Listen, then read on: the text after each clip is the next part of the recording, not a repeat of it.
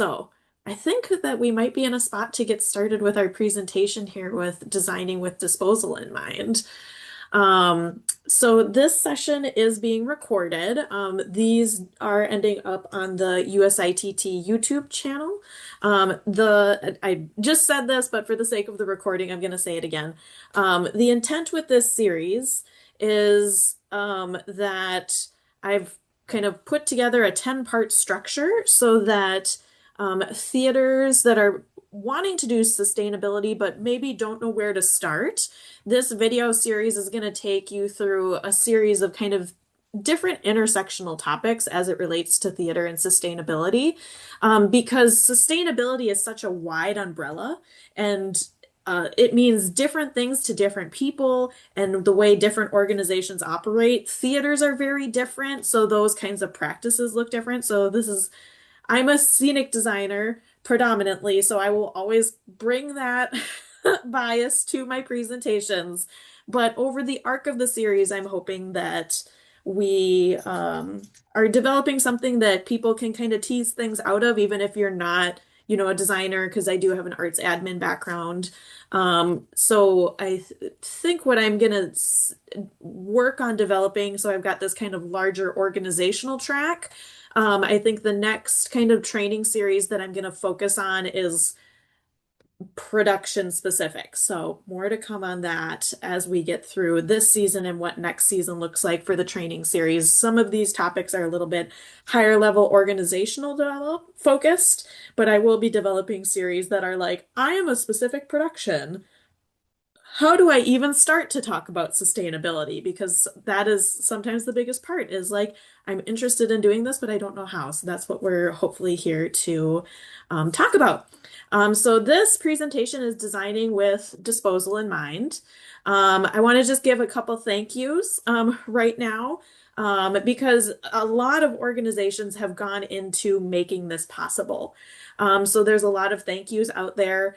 Thank you for USITT for online registration and for the recording. Thank you for Theater in the Round. The initial plan had been to be in person today, but there is a lot of activities happening in Minneapolis right now, and we decided that for the safety of everyone, that it would be best to make this an entirely online event today. We want to thank Theater in the Round for all the support that they've given for all of these sustainability series. And then my next session will be in partnership with Mixed Blood Theater, which is like 2 blocks away from Theater in the Round in Minneapolis.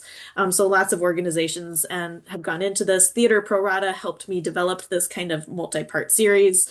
Just thank you to everyone that's helped get this presentation to the point that it's at. A little bit more about myself.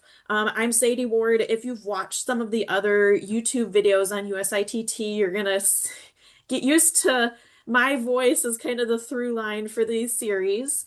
I'm a local artist and theater set designer in Minneapolis. I have degrees in theater studies and arts administration from Viterbo University, and I have an architectural drafting diploma from Minneapolis Community and Technical College. I helped start the Minneapolis chapter of the Broadway Green Theater Alliance, which, if you haven't heard of the Broadway Green Alliance, there's lots of great resources on their page. There's local chapters starting to pop up. Denver just actually started a chapter a few weeks ago, which we love seeing new chapters develop. It's amazing and exciting. I also helped start Next Stage, which is a rental company for theater and scenic pieces in Northeast Minneapolis, with the intent of helping give rental options, and they also have their reclaimed materials section so that theaters can try and shop reclaimed before they purchase new. So I helped start Next Stage, and they're still going strong. So proud. I'm not currently an owner of that at this point in time, but I still rent from them, and I'm proud every time that I get to stop at Next Stage. Also, if you don't have a rental and you're in Minneapolis, just go, because it's connected to Costume Collective and it's all kinds of fun stuff to look at. It's just a fun Saturday if you want to see fun theater stuff around town. And I'm also a theater specialist with Schuler Schuck, so that's more architectural theater planning. So all that to say, I know a lot about theater. So hopefully that background contributes to this perspective through the training, through these sustainability trainings that we have. So that's my introduction. I have been talking a lot already in the first 5 minutes. I am so excited that Emmy is going to be a part of this presentation. We met at USITT and just were chatting about our own work and found that we have this very shared interest in being scenic designers and working with sustainability. And I said, "Hey, Emmy, can you come do this presentation with me?" And with that, Emmy, introduce yourself. Hi. Yes, thanks. Thanks, Sadie. It's so great to be here. And as you said, I'm Emmy. I'm a professor at the University of Richmond currently. I specialize in scenic design.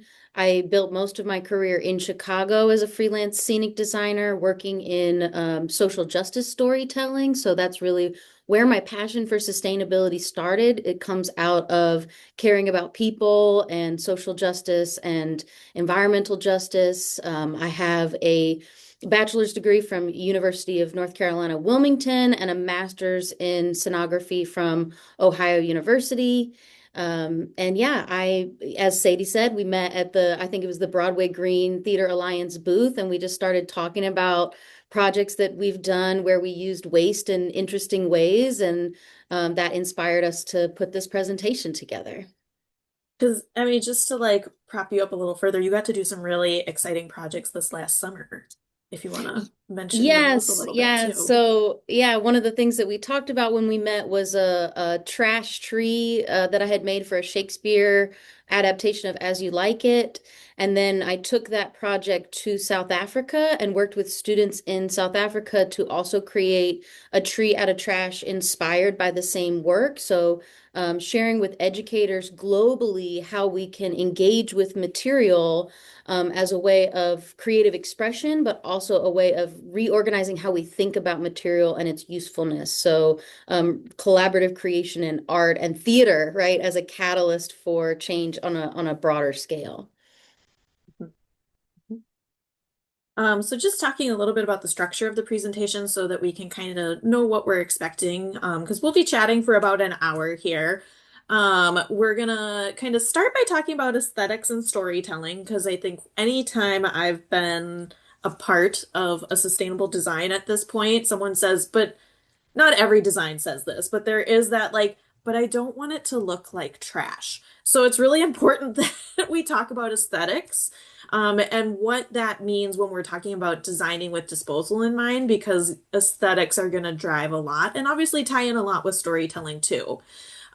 This presentation is focused on the material-based design disciplines, talking about some traditional approaches, but then some alternative approaches as well, and a little bit acknowledgement of some of the electrically based design disciplines. So talking just a little bit kind of about lighting and projection a little bit. That's at the end. That's not the bulk of this presentation. So just like to be upfront with that because if anyone's listening to the recording, this is pretty kind of material design focused.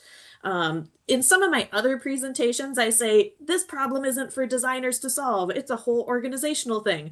This presentation is for the designers. So this is to help us give a framework of how do we kind of approach this as designers? What choices do we have in this?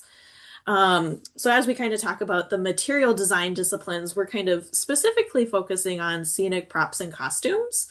One of my approaches to sustainability, just as a high level statement, is to always approach sustainability with um, the mindset of questions, right? Because it's amazing how much we have learned about sustainability in like a very formal structural systemic sense in the last 10 to 15, 20 years. And we don't know what things will look like 5, 10, 20 years from now either. There's no way that I can just give someone a list and say, congratulations, you did all the things. Now you're sustainable. That's not exactly realistic. And I also think that this questioning mindset is also part of the like, what I love about some of these conversations around sustainability is like, like I'm not the subject matter expert in costumes, right? Like I generally say I'm lucky I can dress myself most days. I have no business being a costume designer. So it's like, but by helping people understand, like, let's approach this with like a mindset of questions. There's things that I can learn from costume designers through questions and conversation and collaboration that can then come back and inform things. I say costumes as an example because the word is on the slide, but that's true for all disciplines as well. Um, so like Curiosity will take you far, right? Curiosity can do a lot. absolutely. And like even the questions that I have on the slide here are like is again not a comprehensive list. These are just some questions to like help get the juices flowing. So like how much needs to be visualized to tell the story? Emmy, you're a professor. Like what do you tell your students in terms of like what needs to be visualized to help tell a story? I don't know if that's something that you talk about with your students a lot. Yeah, I do, and I often use the metaphor of a tree, right? Like how if the location that is asked for by a script is a forest, right? How many trees do we really need on stage to express forest, right? And a lot of times when people think about the idea of a forest, especially from a student perspective, they really think big, right? They think lots of trees. And I try to get them to think, well, what's the minimal number of trees that you could put on the stage that would help communicate the idea of forest? And usually we come down to three, right? Because three makes a pattern. And oftentimes an intense discussion will break out and we'll decide maybe two, maybe one, with the embodiment of the actors, with the dialogue would actually potentially be enough to say we're in a forest. So Mhm. it doesn't always have to be as literal as we're thinking when we first imagine the location that's described by the script. Yeah, so it's like the like what is actually needed to tell the story, and then I always think of things on the kind of when we're talking about like hyper realism to abstract, because abstracting choices that are abstract allow us to just make different choices in a different kind of way. So I think understanding like what kind of world are we building is kind of part of that. Like, are we hyper realistic or are we have some room for play to be abstract? Because that's a question that I will frequently ask up front with a design that's interested in sustainability of like, are we like the kind of sustainable choices that we're still trying to be hyper realistic? Or are we on a different side of being abstract and trying to make a different statement? So that's kind of a question that I ask myself up front too. What aspects of a design need to be hyper specific? Because sometimes when we design things that are hyper specific to a specific production, it makes it hard to reuse or it makes it so custom built that it ends up going in the trash anyways. So I think that kind of like as a designer, understanding a choice of like I am making this like hyper specific choice for this reason because those there are things that do need to be hyper specific, right? Like noises off will always need seven doors. You can't do that show without seven doors. No negotiating. Um, so there will be those like hyper realistic, hyper specific choices that do need to come up. And sometimes that's balancing it then, right? To know like I do need to make this choice over here, but I can make a different choice on this aspect of the design. So kind of understanding that as well. Um, what items can be designed and be part of become part of inventory is sometimes a question I ask just to say, like, if we were to build platforms, is it something that you would keep in stock? Do you have things already in stock that I should take into consideration? So, stock and inventory is always a question to ask for the material-based design disciplines.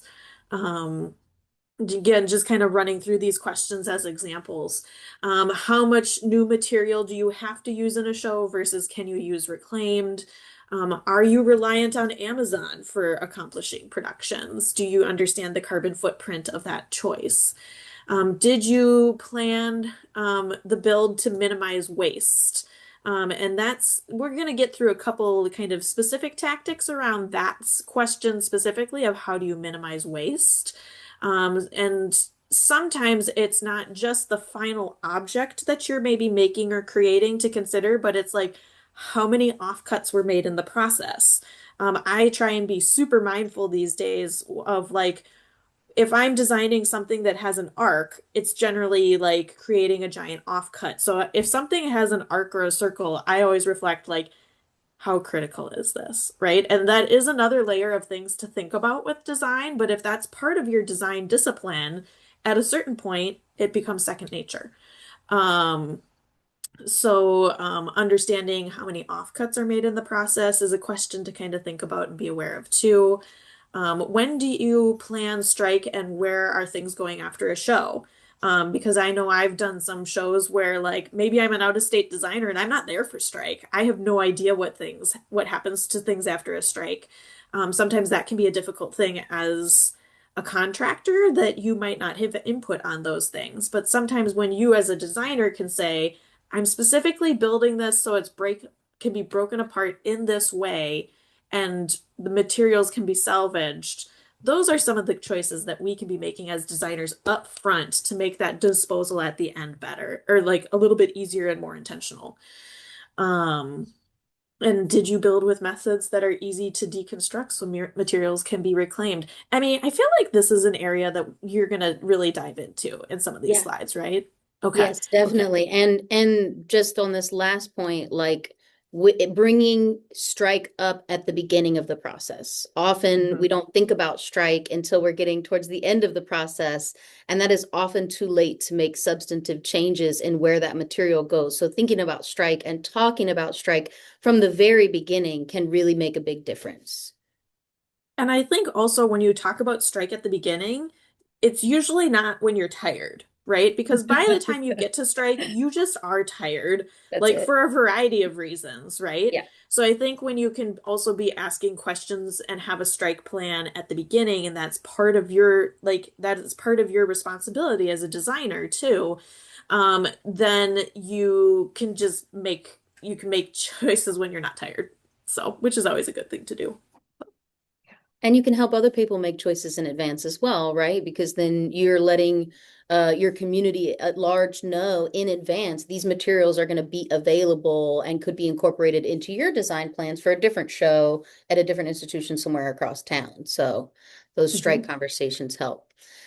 And really just putting disposal into your thinking process as a designer is what we're focused on in this. And so I wanted to bring up how this relates to the ideas of linear economy versus circular economy.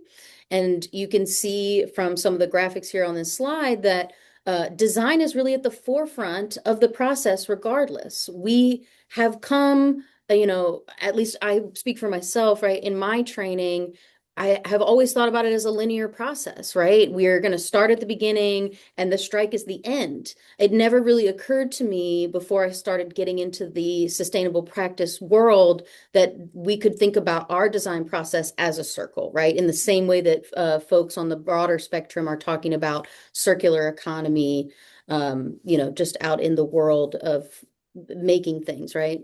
So I loved these charts because again, it points out that the designers have a whole lot more impact and a lot more power than we often give ourselves credit for. Design choices affect everything else that happens in the cycle. The longer that an item can stay in the cycle, the better it is for our planet, right? If we are making choices where we know it has a finite end, that's a decision that we're making that leads towards the linear path and puts more waste into the ground, more emissions into the air. There are so many different ways to go about thinking in a circular fashion as opposed to a linear fashion. One that I think has come a lot into our like social media spheres recently is repair, right? We get all these products that happen in our lives that like the companies have made them in a way that we can't repair them.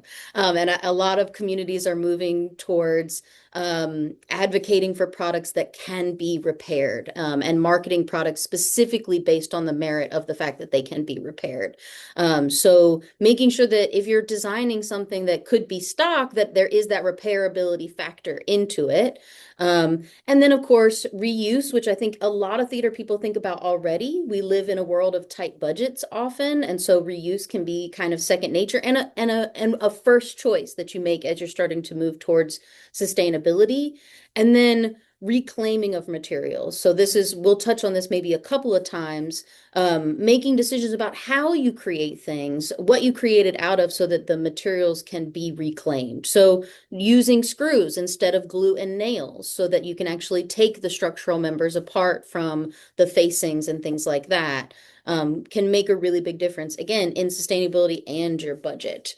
Reusing old backdrops. I love muslin. I don't know about other scenic folks, but muslin is one of my favorite materials. It's so versatile, especially when it's fresh, but even used muslin has really interesting qualities. And the more times that it's been used, the more it has sort of different things that it can give you. So at each step of its life cycle, that particular material has different benefits. So what does it mean to reuse muslin for the fifth time is different than what it means to reuse it the 10th time, right? And sort of slowly going from a big piece of material to then maybe having a smaller piece of material that's working for you in a different way. And then another one I like to bring up is the idea of designing units that have a core structure, but then can have a new aesthetic wrapping. We're often using stairs in our designs. There's some sort of level change. Can we create a set of stringers and treads that can be reused within a different aesthetic wrapping? So they could serve for our medieval castle and our Victorian house, and we don't have to rebuild those structural components every single time with new materials. So just starting to think about your process as being circular as opposed to linear can make a big difference in how things play out. And I want and to, yeah, oh, go ahead. I was just gonna piggyback on something that you said, Emmy, because you said some theaters already reuse, which I think is important to acknowledge, because there are some theaters that do have a lot of these practices kind of already in place, which is awesome. I just like to emphasize, like, are you doing it as a secondary thought, or are you leading with that as your framework for making decisions? Because it's a subtle difference, but that sometimes the difference between like doing something because it's your grounded in values motivates you more differently than well, that happened to work out that time. Like we all love a win like that, but when you're grounded in values, the repeatability of it is likely to increase. So, but Yeah. Yeah, and um stating your values at the beginning of the process can be a thing that changes how you and your team have dialogue around the choices that you're making. So as a designer, you're often being hired in, right, to an organization to provide your services. They hired you for a reason. Don't be afraid to be loud about your values as an artist and how you bring those into your work because that can make a difference. Yeah, and I think when people are just starting on this path of sustainability, I think it's really easy to fall into the like, I don't know where people stand, so I'll be quiet. Um, Something I've been reflecting on in the last week, just having some lived experiences in Minneapolis, is like these conversations start to feel easy once you look at the grand scheme of like, how can we really start to make difference in this world? This is easy. We can start to really ground ourselves in like, this is my value, and I will bring this to every production. We're artists for a reason. We have voices. Don't shy away from conversations. It's far better, even if you are in a situation, because like will acknowledge that there are some productions where I'm like, this is just not the group, this is not the production to do a sustainable approach. For a variety of reasons, that can be the case. I'm always kind of in the camp of like work with the willing, but if you never ask the question, you will also never know. So I think it's far better to ask the question so that you know that you have done that, because you might be surprised by how many people are like, I am also interested in how we can be more sustainable in our production practices as well. So, Yeah. Don't assume resistance. And often it's people are scared of the how, right? Which is what we're talking about. mhm, mhm, great.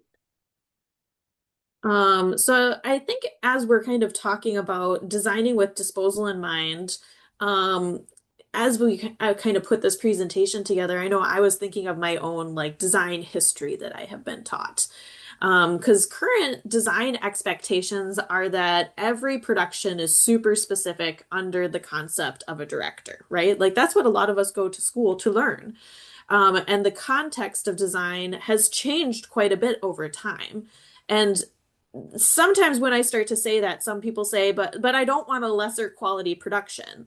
And that's not what I'm advocating for. I'm t really wanting to talk about how are we making choices and how are we conditioned to think like this has to be super specific. Whereas like again, it's all a balance, right? Because like in the history of design, like the forest drop just was what the forest drop was. You know, there was things in a how in a storage space, and you know, when it was the town, this was the drop that was used. When it was the forest, this is the drop that was used. I'm using drop, but I'm talking about other elements as well. So just understanding how kind of we've gotten to this point of like generating waste and really saying like, but does it have to be super specific? To this production? Can I design something in a way that still helps tell the story, but maybe can be reused or built in a way that can be taken apart? So there's also that's some specific scenic examples talking about drops and stuff, but also thinking to like other aspects of design. Actors used to have their own costumes. And I'm not saying that in any way to advocate that actors should bring their own costumes or anything like that. But I bring up this like understanding our context in the history of design to say things used to be very different. You know, these practices are from maybe 150, 100 years ago, you know, when the expectation just was that, you know, in certain places that you know, this is just what the scenery is. The expectation is just that actors bring their own costumes. We can get to the next new normal, right? Because we can look around and say, like, the way that we're making some of these decisions right now with our design are having these impacts of generating waste. We can have a different kind of design process and vision that like we as a people can establish that culture. We can make those practices and values and put them in place. You know, we dictate that, right? We're the designers. So we can move towards a new normal where we really start to incorporate those kinds of sustainable thoughts as well. So and also just kind of talking about the design process. Kind of throughout different presentations that I've given, I've mentioned other resources. Episode 2 is actually just a full hour of talking about other really great resources on sustainability in the theater that already exist, which is awesome. So this is from the Theater Green Book, and I will credit and plug that because it's a great PDF that everyone should go read. They have lots of great resources talking about different production specific practices. So go to that website. It is a UK based organization, so a lot of things are in the metric system. So you do have to kind of read through that a little bit too, but there's lots of great infographics there too. Because they talk about how the design process incorporating sustainability is part of the creative challenge, right? A lot of times when we bring up sustainability and design, it's kind of met with resistance, right? Like, oh, that's another thing to do. We're going to have lesser quality stuff. But when you really start to say, like, yes, this is a value, let's incorporate that as part of the challenge, it helps you look at the whole process differently. And that, again, like this infograph says, right at the beginning, we're talking about invitation and partners, right? So part of that creative challenge, again, going back to like, I don't know how other people feel. I'm just going to stay quiet. That first step of that creative challenge is talking with your collaborators and really understanding like, uh, does anyone else value this? Does anyone else want to explore this? And that can manifest itself in a variety of different ways in different productions, right? Because every theater is a little different. Really embracing sustainability as part of the design process rather than like, oh God, I have a 10 thing to-do list, 10 item to-do list, and now sustainability is item number 11. Look at those 10 items with your sustainability glasses on. Because if you're looking at your to-do list through the lens, that's a little bit more efficient in some ways than thinking of it as the bottom to-do item. When you're building up that practice, it will feel like, oh God, this is another thing to do on top of it. but it's, just like making art too, right? Like it's called a creative practice for a reason. It's called, like, the key word there is practice. You have to keep doing it and it gets easier every time. And I also say that out of my own personal experience that it gets easier the more that you do. Emmy, I don't know if you have any kind of thoughts on like creative practice and incorporating into the creative challenge that is sustainability. Yeah, I think it comes from a very material design discipline focus, but I think from, especially in scenic and costumes and props, we already think about materiality, right? Like we already think about the value of a chosen material, why we would choose a specific fabric over another, right?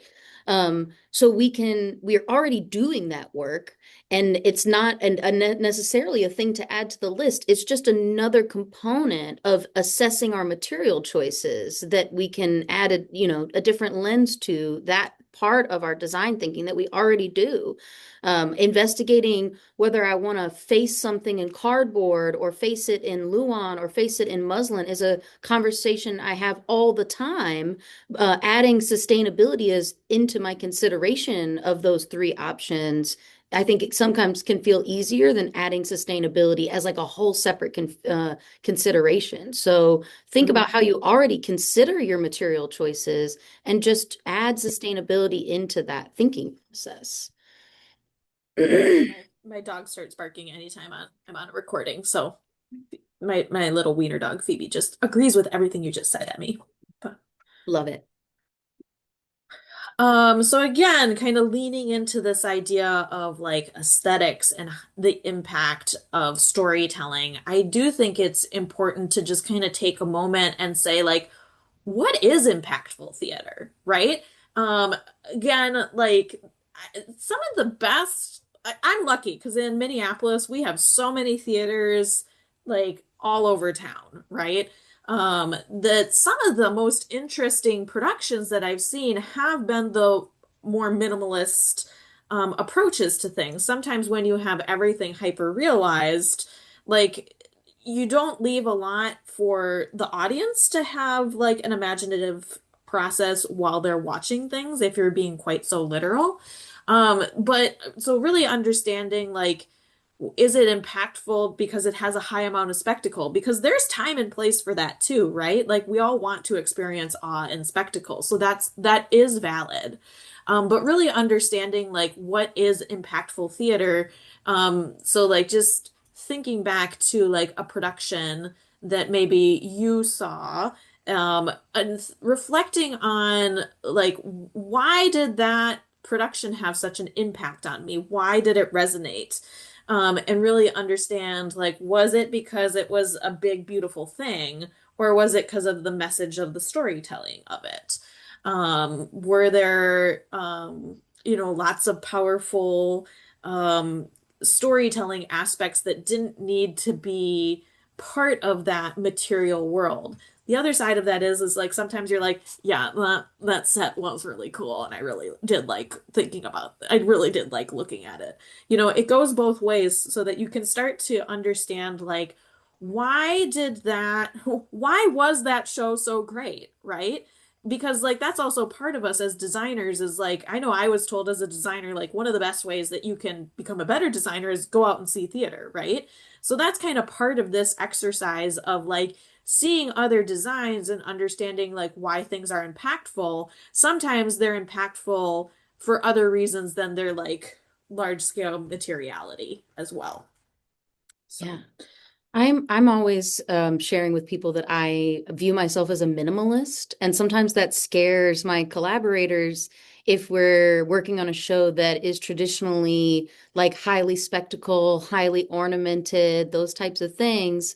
But I try to let people know that minimalism doesn't mean less. It just means only what's necessary. So if ornamentation and spectacle is what's needed to tell that story, then it's going to be there, right?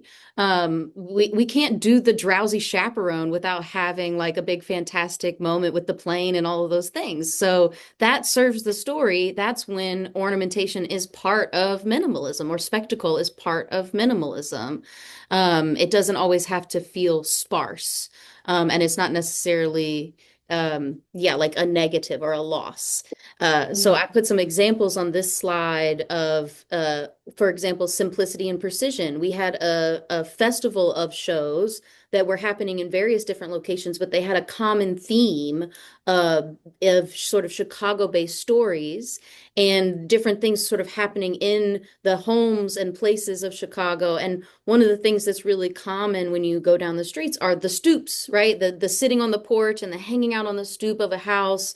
And so creating just the foundation of that in its most simple form made a very clear statement on the stage, but then allowed that scenery to be flexible for multiple stories to come to life on this relatively simple structure, which again was created out of basic platforms and stairs that were already available in stock. And then by adding a unique painting texture, we're communicating that concrete foundation. And then you get a nice visual metaphor of foundations of story and foundations of life that happened within the festival.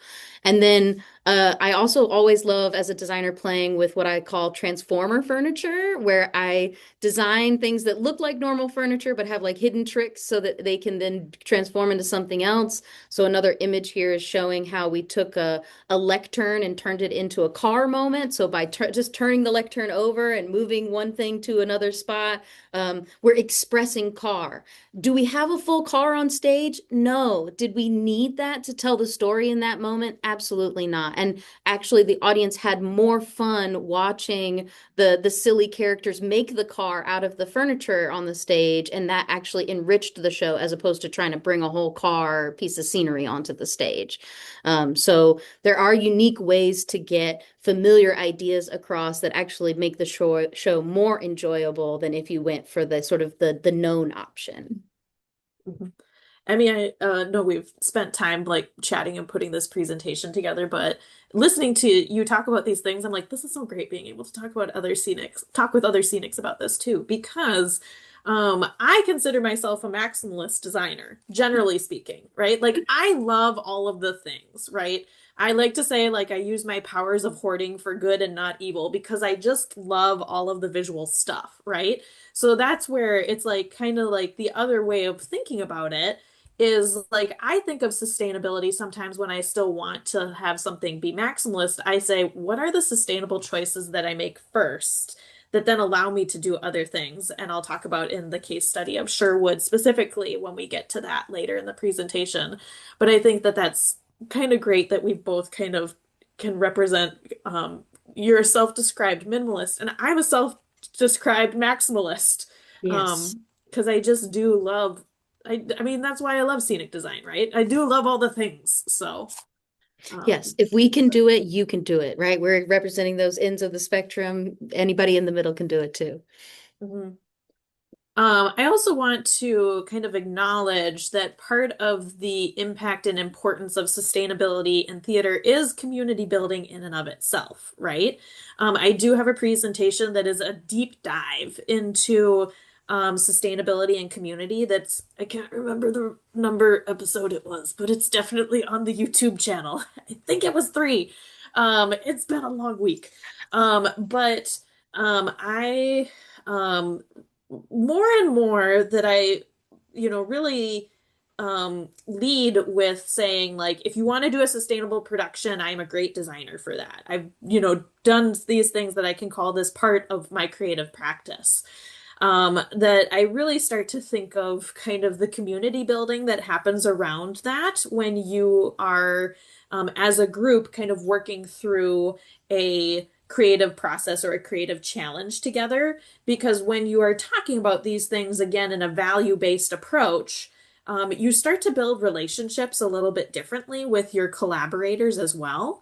So again, when we're starting to talk about the impact of like, think of a production and the impact that you have, also think of like, what is a show that you've worked on where it was like, that was a group of people that just really worked really well together, right? Because you can think of how that worked and also kind of think about it in terms of like sustainability as well, because like having a tight-knit group like that work that well together is sustainable too when you have a team that just really clicks and works well together. And sometimes you can also, form that kind of values-based things that values-based approach of building relationships around sustainability as well. Emmy and I are a great example of like we, literally met on the USITT Expo floor and started talking about sustainability, and we're like, I think we're gonna get along. So like and like at this point, I'm in Minnesota, and you're gonna have to remind me which state you're in, Emmy. I'm in Richmond, Yeah, Virginia, and it was actually Virginia.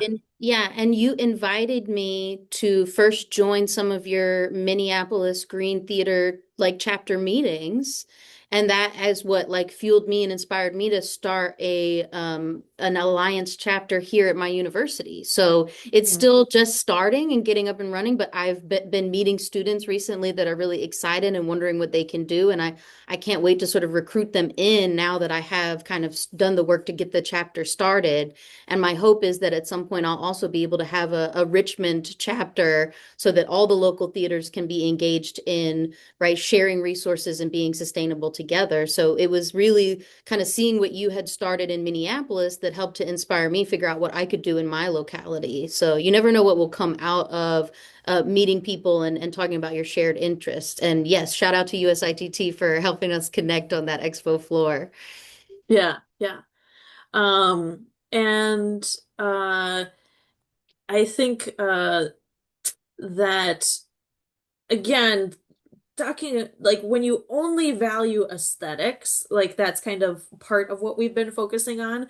When you only value aesthetics, you only value artistic excellence, you have to think of like, is that at a detriment to something else? So that's why I really want to think of impact not only as visual impact, but also in terms of like, what is the community around the creative team, the theater, and the audience around it? What is the impact that you've had by being able to lead with sustainability?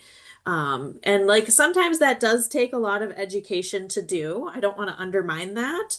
I know I'm working on a production right now, where we're talking about like, okay, so like if we're gonna do this sustainability thing, what are the things that we know and don't know? And sometimes that's where you start as well. Is just really kind of grounding in terms of like, what do we need to do to educate ourselves? Because that can be a very strong bonding experience too for a team to be like, we collectively recognize we don't know something about this, but we need to know it to be informed. Like, that's kind of the dramaturgical approach to theater sometimes of like, what is the thing that we need to learn and understand so we can do a better production? It can be sustainability related too. So, thinking of impact is a big thing. Continuing on with aesthetics. Here we go. And as I talk about aesthetics, I'll also have some great examples where we used our sustainable practice as a way of building community amongst the company. So there's lots of ways that it can attach to those ideas of community building.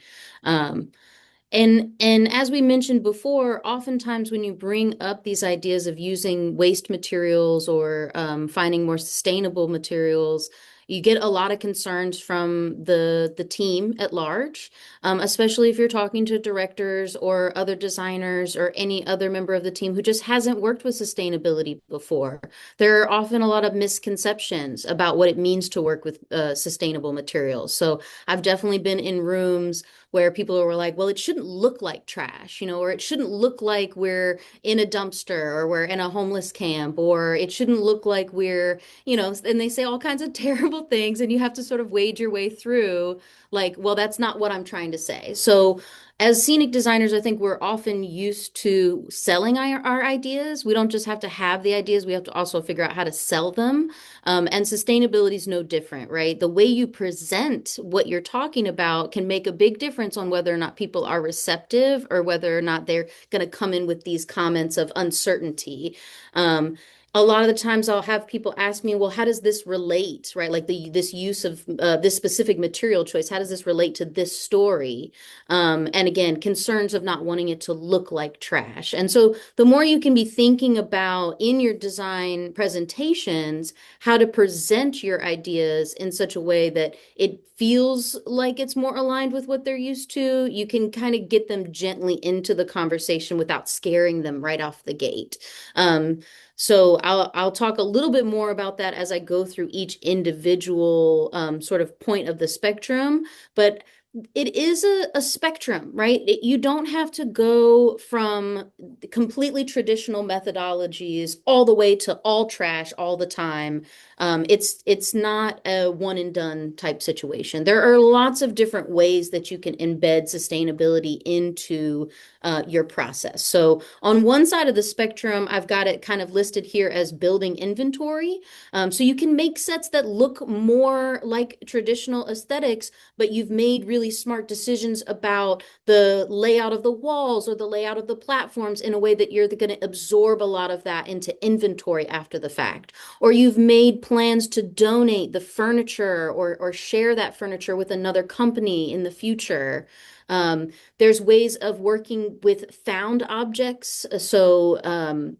Doing dumpster diving or also gathering from thrift stores or maybe searching through your stock and starting by coming up with ideas based on the materials that you already have on hand. Then there's also story-based decisions. So maybe the story itself already calls out to something that gives you an option to make a sustainable choice. How can you take advantage of that conceptual opportunity? And then on the far end of the spectrum, which it might take you some time to get to, and that's okay, is this concept of material honesty, where we really are working with trash, we're letting it look like trash, and we're creating interesting aesthetic ideas and metaphors with that materiality and allowing that material to be honestly what it is. So we'll dig a little bit deeper into each of these.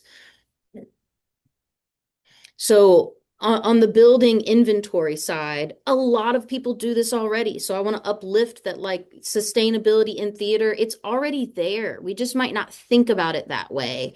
Often we're thinking about it because, again, we're good about our budgets, right? We are used to being in circumstances where we maybe have small budgets or we have big budgets and we're really trying to get the most for our money. So planning to get your stock out of your set. So this image here is a image from the show Fairview, and our director really wanted this to be like a wealthy home. So we wanted to really imitate modern luxury.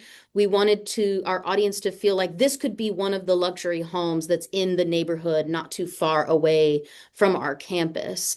And so that kind of confines what you need to do from an aesthetic point of view. But in our institution, we didn't have any wall flat inventory. We had no inventory of wall units of any kind. We had an ample platform inventory, but no wall units. So in the process of making and designing this set, I collaborated with the technical director to make sure that we were creating stock flat sizes with all of the walls. So maybe in my ideal world, would have wanted all my seams to go a certain way, but I sacrificed those details so that I could get really precise units of, 4x8 or 2x8 or 3x6, right? Things that we knew we would be able to reuse and combine in interesting ways in the future. So you can see on the right on this slide are now stock of Hollywood flats, which have been used many times for a haunted house, for student projects, for other pieces of sets for Urinetown. So they've already gotten many more uses and saved us both time, money, and have been a sustainable impact on the theater. One thing I'd like to add about building inventory is that me as a scenic designer, I always view my technical director as like a partner. And so whenever I like talk to a TD, I always try and say like, please let me know if there's something in this building that I don't know about, because I will gladly change my design if there's something in this building. And I think that that's also part of us as designers, like taking, like, not only like making choices to help build up an inventory, but also saying, what do you already have? Because, like, I know I've been in situations where, like, I've maybe drawn something in the TDs, like, well, if that was like 4 inches this bigger, then we could use that thing, or we could use all the Triscuits that we have downstairs. And that sometimes I'm like, decision made. We're going to use the inventory. And sometimes that is part of like understanding like what as a designer is like the critical priority things that you need to like really stick to. Because like that's also what I view my role as a designer is understanding the priorities. to help tell like I say design is a series of decisions to best support a story. And so if you can say I can do this out of inventory so I can do this over here, that's part of your responsibility as a designer. And don't be afraid to use the architecture of the space that you're in. In that Hmm. show as well, we used the steel I-beams that define the black box space and embedded them into the walls of the design as part of the luxury home. So we at the same time we're using the architecture to help augment the design to give it that big look of some like sort of industrial style homes, luxury homes. This is a great example of really true dumpster diving. So, found object can be looked at in a lot of different ways. Some people really do start with found object as a process of discovery. So they go out looking for the object first and then allow the design and the inspiration to be built around what they discover. And a lot of times this works well if your story is location specific, because then you can be hunting for free objects in those particular environments. And so it's true to that location. Um, and then there are ways to seek out the objects that might serve your design. So this is a picture from a play called Blood Knot about two brothers and in South Africa, and they're living in a home that they've had to make out of materials that are waste in their environment. They have more of a shack style home given the time and place that they're in. So given that the story already dictates that the home is made out of scrap, I felt this was a really great opportunity to look for real scrap as opposed to trying to take new virgin materials and use distressing techniques to convince you that they were old wood or old metal or what have you. So we went to the local dump and actually coordinated with the folks there to look through their different sorted piles, because they do in a lot of different dump and recycling facilities separate out the materials so you can look specifically through the wood or specifically through the metal goods to claim certain elements. I highly recommend that you coordinate this with whoever is in control of your dump or your local sorting facility. Don't just show up and start digging through the dumpster. But oftentimes a conversation with someone will get you access to those types of spaces. We also worked with a local, I can't remember, they were a woodworking company. They did a lot of interior design stuff. They had construction projects and things, but they had a pile of scrap wood that they were willing to let us look through. They were supporters of the local theater that was putting on this show, and so they were happy to let us borrow some of their scrap wood, that already had interesting textures and distressing and paint that was chipping off and things like that. So we didn't have to do the work of all that distressing. We got richer and more interesting and diverse textures from the dumpster diving. And it just sort of served the story really well. In order to do that, from a design perspective, I had to design a core that was structural and did have virgin materials, but then know that we were going to put found objects on top of that. So I had a loose plan of how I wanted those found objects to be incorporated, and then I was flexible to what I found actually out in reality. And with the core structure, so the wall that you see here, it's made out of 2x4s as the core, and those we bought as new materials. And then the kind of cladding that you see on the outside is the dumpster dive stuff. The new materials, even, we had to distress them to make them look like they were similar to the found materials. And in order to do that process, we did it through a community building process. So we actually had the actors, the director, and the tech crew come into the scene shop and use torches and chains and tools and all kinds of things to beat up and distress the wood. And it was also a moment of catharsis for them because they're dealing with really heavy material in the storytelling for this. So they were able to take that intense emotional space that they were dealing with and it put that out on the scenery. And that actually enriched what the scenery looked like. So there were so many facets to it, that kind of lean into both human sustainability as well as material sustainability. Hmm.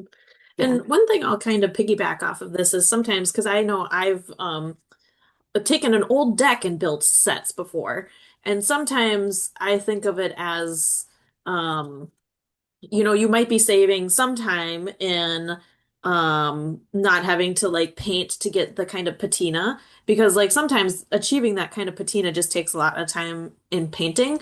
Sometimes it's a matter of like in terms of framing how you think of it as like I'm using my time differently because what I might be doing of like instead of spending time painting to look like this thing, I might be taking this object that I found, reviewing it to make sure that it's safe and then making sure that it goes on stage because that'll always be something that say about sustainability is you never compromise safety for the sake of sustainability. And so I think part of that again comes back to like as the designer you have to know what the priorities are too. Because I think like this is such a great example of like this like adds like a layer of visual texture that just like would be so difficult to like you definitely could achieve it by painting but you're um you know offsetting certain choices as well by doing this and I'm guessing that the majority of this is not interacted with because we can see that he's interacting with portion of the set but that's kind of that balance of really understanding how is this going to be used and what do I need to do to make it safe as well. Yeah, so like we used stock platforms as the base of the floor, but the skin that was put on top of the floor had to be fresh goods and had to be really well sanded and put into the right condition because they were going to be barefoot. So we had scrap materials that we could use in some places, but in other places, safety was the priority. So we went for new Mhm. materials. And this is sort of similar, this example of found object type work, but it leans a little bit more into also conceptual and abstraction and expression.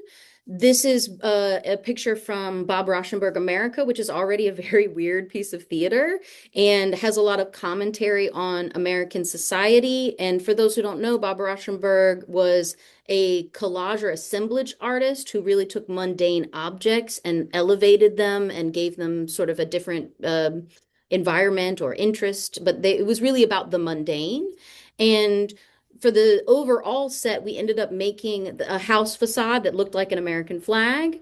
And we wanted to comment on our consumer culture by adding some mundane objects to the face of the house that were similar to what Bob Rauschenberg used in his work. So again, a lot of material that we could have ordered on Amazon or we could have, gathered from various different places. But what we ended up doing was actually asking the cast and the crew to bring an object, something that was part of their life and their environment they were ready to let go of that would maybe end up in the trash, but instead to bring it and then attach it to the house. So again, they became part of the community of making of the set, of making the art that is the scenery. And through that process, we were actually able to have a richer house collage because it was many minds contributing to what are the mundane objects in my life that sort of represent my experience of what does it mean to be in the United States. And there's so many objects I could point out on this house that like just wouldn't have made any difference before, but by then being put on the house, they became something special. They got to have a different life that they would have just ended up in the landfill. So we kept it out of the landfill longer. And certainly a lot of objects for this we sourced from thrift stores and things like that. But it was the combination of all of that that made it a rich design. I just love a concept design in general so Yeah. I love it. If the concept gives you the permission, take it. Yeah. And then on the extreme end of the spectrum, this is some of the work I've been getting into more recently, inspired a bit out of the movement in architecture that's been happening of truth or authenticity in material. So I was invited to do a adaptation of Shakespeare's As You Like It with an environmental focus. And the way that I wanted to approach this was really again, for the materials to be honestly what they were, So our campus is heavily, it kind of looks like a forest, and that play is already set in the Forest of Arden. So we chose our performance venue to be a place where we could actually look out the window and see the forest of our campus, and in that way allowed our environment to express the location of the play. And then we made one tree, similar to what I talked about before, like how many trees do you need to make a forest? We made one tree to express our forest location on stage. And we made that tree out of all tree waste products. So there's an interesting storytelling and metaphor there in that it's a tree made out of tree. It did take us a process of experimentation, but everything in there, and there were three 2x4s, three sticks of 2x4 that were new goods, but everything else on this tree were recycled, used, etc. And those three pieces of 2x4 are now reabsorbed back into our shop environment and are going to become something else. Um, so the trunk itself is made out of cardboard tubes from a previous show. The roots are actually functional and you can stand on them, you can sit on them. They're made out of scrap plywood and other scrap wood that we had around in the shop. And then all of the tree bark is made out of Amazon boxes or shipping boxes. And packing paper is coming down as vines from the top of the tree. And then the leaves of the tree are all National Geographic magazines. We had National Geographic magazines that we discovered in a box that from the 1970s that had just been hidden there, like someone hoarded for something, but then just forgot about them. And so we cut those into leaves. And so we had pictures of nature making our leaves for our tree. So really the material honesty lended itself well to the story that we were telling because we shifted as you like it to be talking about the environment. And one of my favorite things about this project is when I was talking to people about the tree before it came to be, they were like, oh, that sounds like it's going to be really beautiful. And I was like, well, maybe, but I hope that it will also be horrifying because this tree was 16 feet tall. It's huge. And it only represents a tiny, tiny fraction of waste generated by one small isolated community. Like this doesn't even represent how much trash our campus generates in a month, right? It's a tiny fraction of a tiny fraction of a tiny fraction. And so to be able to make such a giant visual statement out of something that actually represents a very small amount of our waste that we generate as a culture helped again to sell the message that we were trying to share with our show. Yeah, and then kind of thank you for that kind of spectrum of kind of uh the aesthetics that we kind of it helps to have those kind of categories because it gives us a framework for thinking, especially when as designers we're maybe early conceptualizing a show. I wanted to talk a little bit about hyperrealism and that kind of like inherent like default assumption that something is going to be hyper realistic. And like there just is a reality that not everything needs to be literal. Things can, and in certain instances, should be open to interpretation. Things don't need to be movie realistic. I think because we are so inundated by such a visual culture, we just assume like, oh, it has to be hyper realistic or the audience isn't gonna get it. And it's like, the audience is gonna get it. Like the suspension of disbelief that most audiences will give like a production is quite far actually, right? Like we accept, sometimes that like, two tick marks on the floor is a door. People buy that. I'm not saying that that's what every door needs to be, but I'm just saying that as an example of like, if you establish a convention and you are consistent with it, people will stick with it. And that's true of any design choice you make, not just like thinking through a sustainability lens.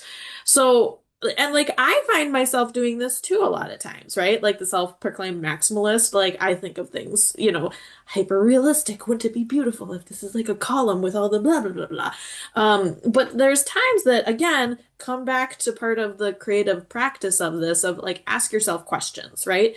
Because again, that mindset of questions is also for your own reflections too. There's going to be questions that you ask yourself that might not be said out loud. They might just be in your own head. Um, So sometimes just like straight up asking, like, why do you feel like something needs to be hyper realistic? Because I know specifically I did a production last year that had a tree in it. And I was very like that production, I actually was like, the tree has to be hyper realistic. It's an apple tree. We need to know it's an apple tree. And then the director was like, it does not need to be realistic. And I'm like, I will go back and think further. So, like, sometimes you get kind of that redirection too, which is great. So really thinking like, why am I having this impulse of hyperrealism? Like, where is this coming from? Because sometimes the impulse can come to something that's actually not related to your design at all. So like reflecting on that is a good skill to have. How is the story better by hyperrealism? Because there are some stories that do need to be hyperrealistic, but not all of them do. So really understanding like, is this a show that really requires hyperrealism, or is it actually enhanced by having a more abstract kind of environment that these characters exist in? Um, do you really want hyperrealism, or do you just think that you want hyperrealism? Because part of the like the hand in hand that comes with hyperrealism is scarcity thinking sometimes.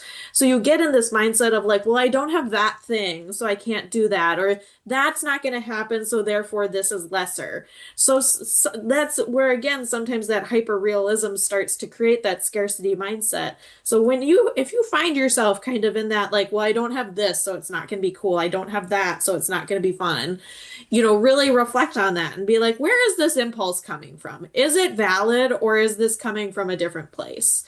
And then another question of like, what other artistic statement could you make by not choosing hyperrealism? Are you doing a show that like almost always has a default of hyperrealism?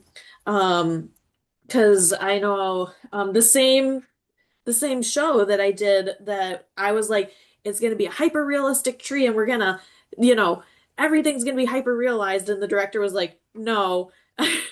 It came out with a much better aesthetic. It was this very black and white doodle aesthetic. And I was like, so glad that the director told me like it does not need to be a hyper realistic tree because what I came up with was actually much more visually interesting to look at and it was in the arena. So it gave, because it was this big doodle design aesthetic, it then gave the audience a different way to interact with the story. Because at intermission and at the end of the show, everyone would be looking at the doodles to try and figure out, like, how did the doodles tie in with what I just watched?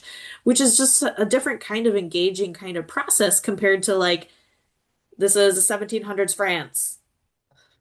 There it is. It gives you different things to think about. And as theater people, we have so much more permission to get away from the hyperrealism. Like leave that to the film people, I feel like, we get so much room and people love the theater because it gives them a chance to exercise their imagination. So we don't always have to give them every detail. Right. And kind of tying back into kind of the material honesty, which I think is a phrase that you brought into the conversation, Emmy. Part of how I had thought about this as well is again, when you look at the history of design and, even outside of theatrical design, but just like the world of design, one thing that I always kind of reflect back on is that idea of truth and material, which is something that you mentioned earlier. But like when you start to think of like the Bauhaus movement of being like really honest and upfront with those materials, kind of like what you described with that tree, like there's a different kind of layering of storytelling that happens. We're not like because part of the Bauhaus movement was like the honesty of materials in terms of like just let wood be wood, just let concrete be concrete. So if you start to think of like that as its own artistic movement, like what's the modern interpretation of that? I think your Amazon box tree is a great example of that for that reason. But there's like another side of like, what is the commentary that we're actually making on this? If I do just make this show out of pop bottles and I just let it be pop bottles, what is the comment that I just let that be? By not trying to hide the materials, but by saying, no, I can really just get 2,000 pop bottles because we live in a materialistic world. So therefore, you get a show made out of pop bottles. That's an interesting kind of take on productions as well. So again, just like really letting the like materials be materials because there's kind of this line as well when you start to go down the path of alternate materials of like, what are you doing to the material to make it achieve what you want it to do? Like, can it just be an honest material, or are you like using a hot knife and you're releasing toxins into the environment? There are some plastics that you can do really interesting things with heat, but you need to research and make sure that you're melting the right plastic.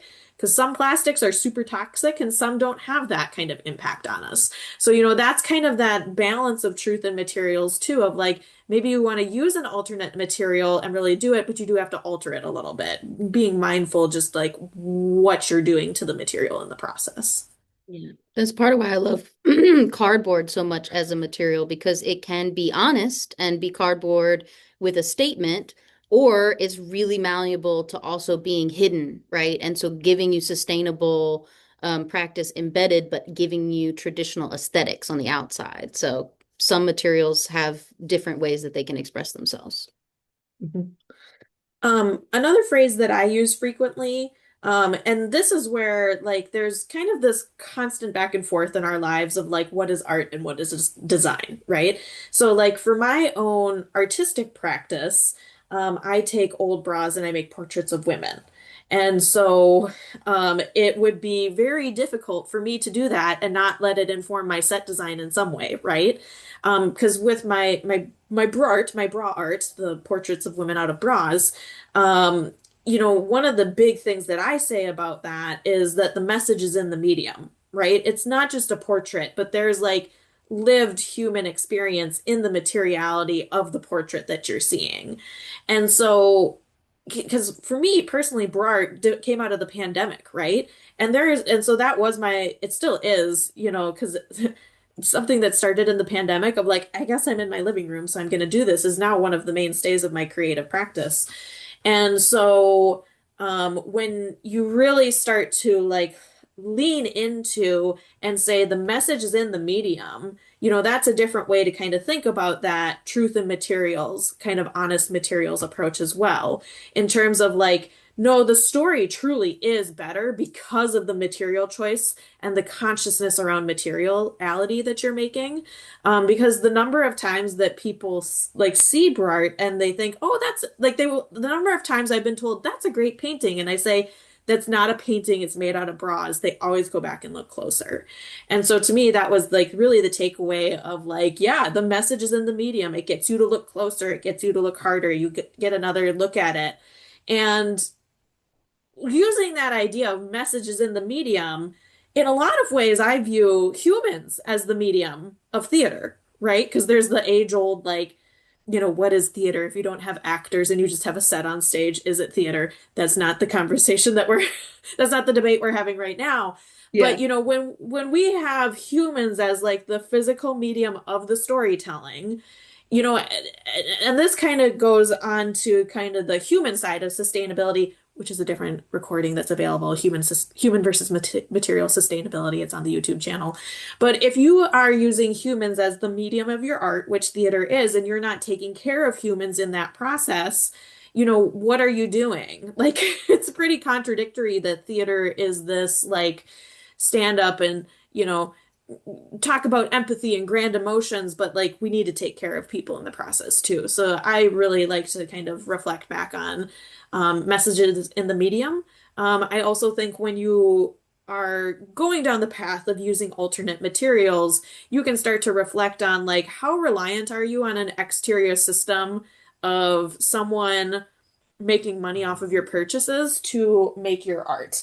And so that's kind of something that I have been reflecting on in the last couple weeks in particular is that alternate materials is a form of resistance as well.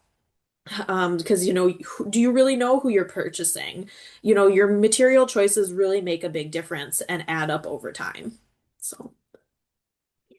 material harvesting, a great topic to talk about. Yeah. Emmy, do you want to get started on this slide? Yes, yeah. And your bra art sort of lends itself perfectly to this, right? That's a way of harvesting a unique material for your purposes. And we did something similar for the As You Liked It play, where I shared the tree image. In order to do that project, one of the things that we did first was partner with our on-campus waste management and interrogate what's here in our community that's in excess, that's not being used or is going directly to the landfill. Like, what are our actual waste problems here? And by starting with that interrogation, we were able to discover some really interesting materials that led to some interesting results. So in the bottom right-hand corner, you see a bunch of t-shirts and other fabric materials. We discovered there was a lot of just textile waste. Textile waste is one of the largest sources of waste just in the world, in the economy, period. And we have a lot of university swag t-shirts that get overbought and then don't get used because there was just too many of them and they're specific to a year or a club or what have you.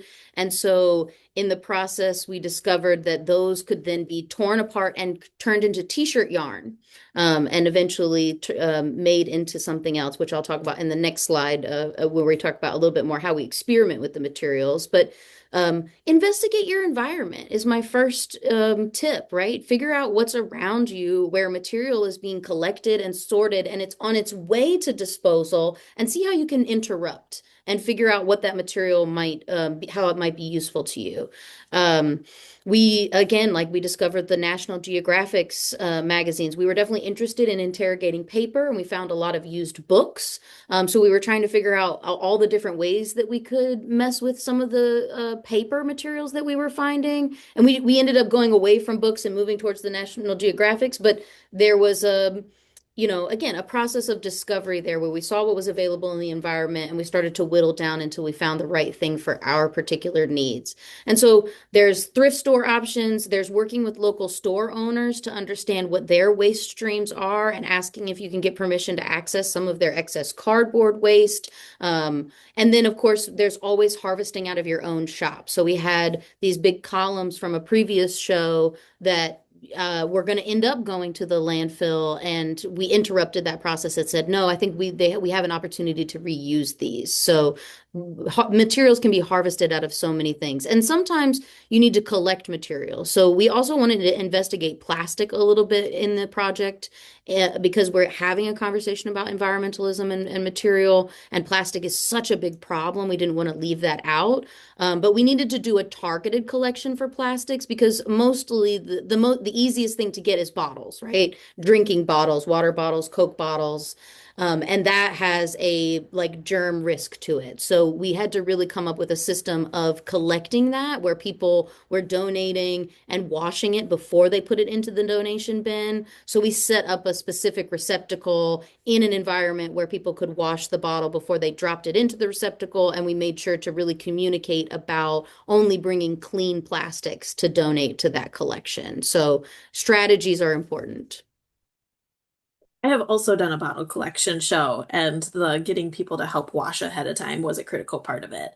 Because I think anytime you do this kind of mass materials harvesting, I just want to really emphasize like how important it is to have a plan going into that. Because like again, you as the designer have to know like what is the bare minimum that you need to make this idea happen? Or when have you officially reached too much?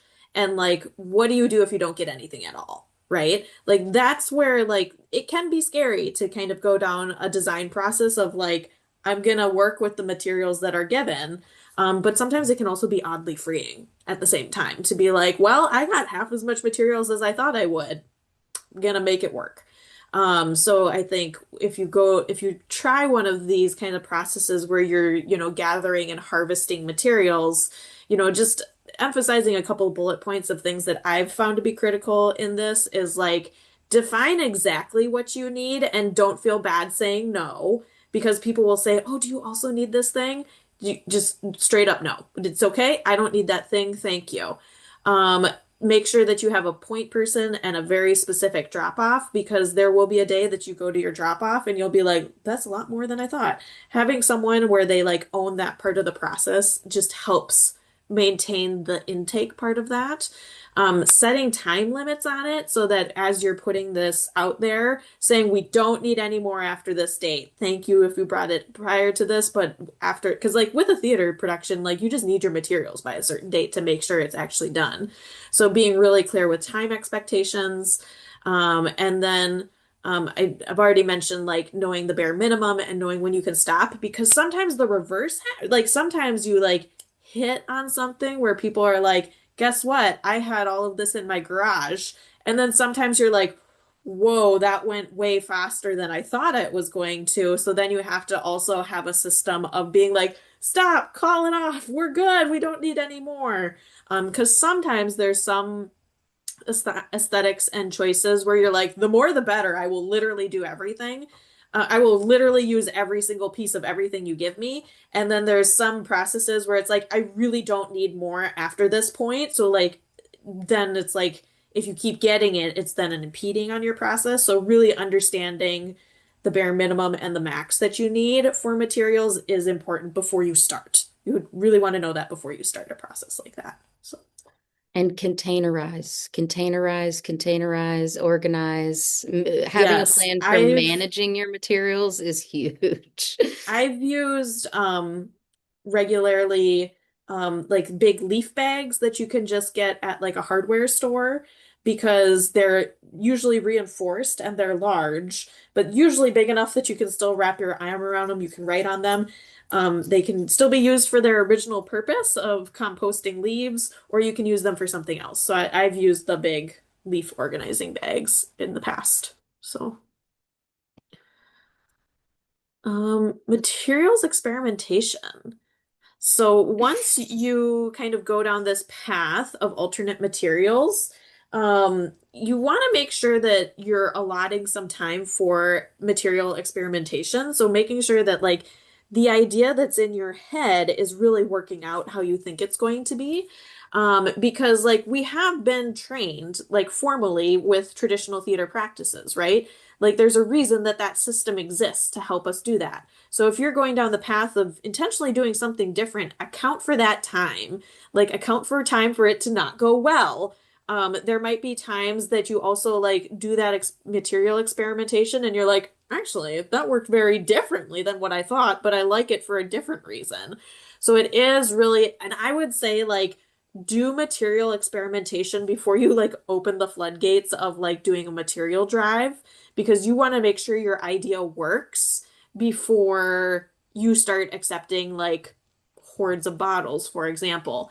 And it's okay if you like do the material experimentation and you're like, this is so much more time than I ever thought I could even generate by making art. And that's okay. That's why you want to have that step of material experimentation so that you can course correct if you need to. Because I have done some things where I'm like, I don't want to do that 10,000 times. Absolutely not. That's not happening. Absolutely. Yeah, we experimented with using plastic bags at first to make a ground cloth, and we realized the amount of bags we would have to collect to get the results from the sort of braiding and weaving process we were leaning into was just going to be too much. Like there was never like it was going to be too hard to collect that many bags and the process was just going to take too long. So, and we then, we did a lot of experimenting with fabrics, turning that into t-shirt yarn. We got that to make sense, but then how did we braid the yarn together and weave it together to then create the bigger scenic product? We had to actually go through a few rounds of like creating different looms and creating different patterns of braiding to figure out what was actually going to work and hold up under theatrical action. And then we had students also experimenting with how do we take cardboard and not just rip it into pieces to make bark, but also roll it into tubes that can then give us the organic shape of branches. So it did take us some time working with the material to see what does it want to do naturally, and then how can we use that to our advantage to express what we want to express. And leaving time for that in the process is really important. Mhm, mhm. And again, grounding ourselves back in like have a mindset of asking questions. The questions that are on the slide here are just a couple sample questions, right? This is not the end all be all list. This is just to get the juices flowing. How do you work with these materials? How are you processing them? Are there side effects of the processing? We've mentioned plastic, but there's all kinds of things that you can do that aren't safe. Don't do that. So make sure that you're really like researching your materials and making sure that you're not creating accidental side effects. We don't want to be like mixing chemicals and things like that. Is your process really working in the way you intended? Did it surprise you in a good way? Did you test it and realize that it was more time than what you could realistically put into the project? And that's information, right? Because that then helps you say, oh, I really wanted the thing. How can I still achieve it? Or you can say, it is too much. I need to let the idea go. And that's how that works sometimes. So, Don't be afraid to change your mind based off of the yeah, experiment. Yeah. yeah. Yeah. I will just say, as we're continuing, we've been talking for about an hour and a half. So crash as you're listening. If this crosses any kind of time frame that you thought, you can feel free to log off, totally respectful of like time commitments and things like that. So I just wanted to acknowledge that. But we're gonna keep going because we have more slides. Yeah. So we've been talking quite a bit about designers and like concepts and decisions that are really designer focused. And you kind of have to talk about shop managers and TDs. Because like I said, they are your partners in this process. Um, because particularly for me, if I'm working with a TD that wants to use traditional methods, I'm not going to like make us both mad by me saying like, but it has to be this way. Like I would really approach this with a spirit of like work with the willing. And that's just also part of the like understanding our sphere of influence when we're talking about these things. But sometimes TDs that I work with have way better ideas than I could ever come up with, which is why I'm like, this is why we like collaborative art forms. And so sometimes like with working with technical directors, that is part of that partnership of like understanding like this might be my idea and it's going to change through the process too, based off of the realities of the shop. And that being grounded in like what can be like realistically accomplished is a sustainable practice in and of itself. Saying like, I don't want to put other people through something where they're going to be working massive amounts of overtime. If that's something as a designer that you value, to say, I do not want to be the designer that causes people to come in on Saturday to finish it, that's valid. And that is an okay way to approach design. So again, keeping your TD and your shop in mind is like, again, like what is that human impact of design? How do we kind of make sure that we're accounting for humans in the process as well? Um, and I think that there's also kind of a practical balance of like working with a TD of like also as a designer, you need to understand enough about materials and material choices to have informed conversations with TDs. I don't know if you have more to add to that Yeah, yeah. idea.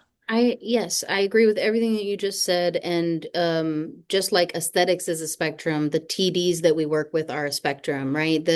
We might have the folks who are really anchored in traditional discipline and haven't gotten into sustainability. And then we might have people who are environmental activists and everything in between. And so knowing who you're working with and really make sure that you're working at that level with that person is going to maximize the impact, because trying to force somebody who's really early in their sustainability journey to be on the environmental activist side is just not going to work. It's going to be trying to, push things uphill. So really make sure that you have those conversations early, again, about your values, understand what their values are, and where you can meet in the middle to work together towards a shared goal. Um, if you are the TD and your designer is the one who's not thinking sustainably, there are still things that you can do and embed into the choices that you make from a construction perspective that are both good for human sustainability and also good for material sustainability. So just know, like we said in the beginning, you have more power than you think you do oftentimes. So asking questions and having conversations can change your perspective on where things can and cannot happen. Um, yeah, I think that's what I have to say about that one. Yeah, and just kind of wrapping up the slide, again, really grounding ourselves in like a questioning mindset. What are the questions that we're asking ourselves? Are you planning show to show? Or are you thinking of repurposing across shows or across the season? I know I've talked with some TDs that are like, oh, well, I'm glad this show happens before this one because I'm gonna be able to take all this stuff and put it in there. or into that show. So that kind of like the power that a TD has to say like we're going to do it this way because it's going to help us overall, I think designers just have to respect. Um, Other questions that we are asking ourselves as TDs and shop managers, how are you leading with sustainability? What kind of culture are you striving for? How do you maintain inventory and offcuts in your shop? Because I know there's some shops that I've talked with as they kind of go down this sustainability journey is that they've created like a bin that's near the trash, but it's not the trash so that it gives it like a holding spot. But it's like this like spot in the shop where it's like this could be a useful thing because it's not, because the true definition of trash is that it has no use. It's done, right? Trash is a perception of convenience in our society. It goes away. I don't have to think about it. But if you listen to the environmental social justice recording that I believe just got put on the YouTube, you will understand that we can't really have that mindset anymore of just like letting go and being like, it's gone, so I don't need to think about it. It impacts someone else. So really understand, starting to ask those questions of how do you maintain your inventory? What systems are you putting in place in your shop to help people not put something immediately in the trash? Is there just like kind of a liminal space where interesting, strange offcut shapes kind of live that maybe they don't fit on a rack, but it is an interesting thing that you can let it sit there for a few months, but maybe you've got a full thing and you can't let it sit there, but just kind of understanding that kind of workflow as well. What materials do you keep on hand to be easy to use versus making things a special request and use less frequently? I think that's a big shop management thing to think about. Does the unit need to be made with glue and staples, or can it be assembled in a way that maximizes the ability to reclaim raw goods? Yes. Yeah, So many that's my big one. questions. Don't use the Yeah. glue if you don't need the glue, right? Because the screws are so much easier to take out and reclaim the different structural members of a unit. So really be thinking about your glue usage, in my opinion, and whether or not that is if it's a unit that you're going to reuse, it's going to become part of your inventory, go for glue, right? But if it's something that you think at the end is going to end up in the dumpster as a whole piece, but that if you could take it apart, you could reclaim pieces of it, then make those decisions accordingly. And I love what you said about how we think about trash, that trash is sort of a mindset. We talk a lot here about the idea of throwing something away. Where is away? There's no such thing as away. Away is right here under the earth.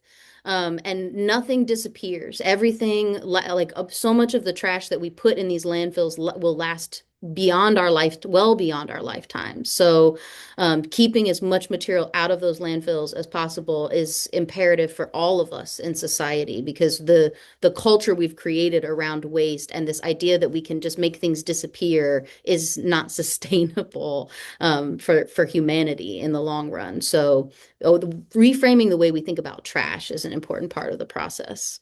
And, thinking about our traditional scenic units is another way that we can have an impact. So, in my research on sustainable practice, one of the great things that I found is that wood is actually quite sustainable. So, something that we use quite frequently, wood is on the better side of the spectrum compared to many other materials.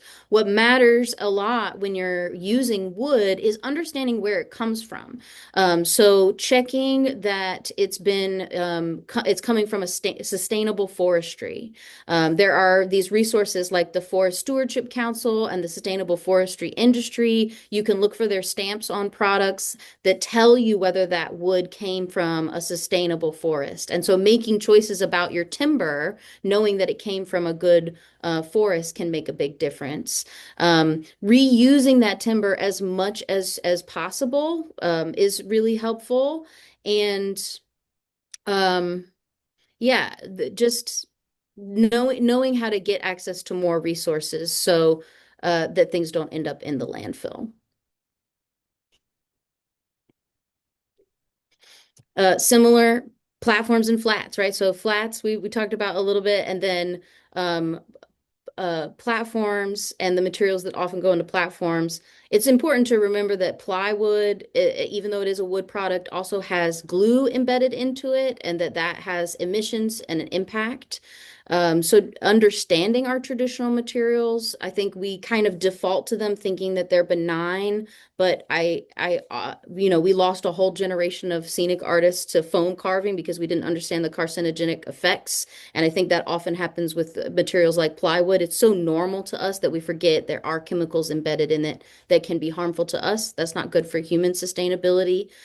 So understanding our traditional materials and then thinking about what our other options might be. So what's really cool about the construction space right now is that in other industries, they're looking for alternatives. And then, as we know, theater, we'll steal from any other industry for our purposes. So we can do the same for some of these traditional materials. So investigating cork, bamboo, hemp, different forms of cardboard or Corex. And then there's a really great product that I encountered when I was at USITT last year, which is this polyonics product, which is meant to be sort of a plywood substitute that you can instead of skinning your floor in normal sort of MDF or Luan or those types of materials, or even having a plywood skin, you can use this polyonics, which is created from recycled plastic.